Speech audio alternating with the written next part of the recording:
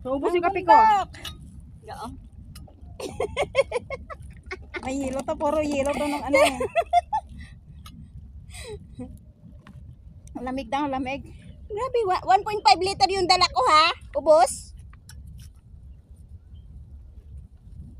Kulang. Nakarating din ang tuktok. Wala na. Gusto ba tubig? Tubig pa ko dito. Tubig tayo. Wala lang. Alam ko, laki pa naman ang baunan ko. Ayan, narating din namin, oh.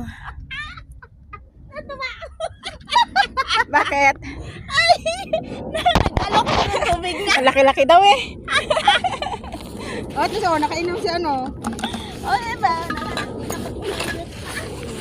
Kasi ako pala inom ng tubig na pag itong lumalabas. Kasi pala ihi ako eh. Parang pang ano lang ba? pa rin natunaw.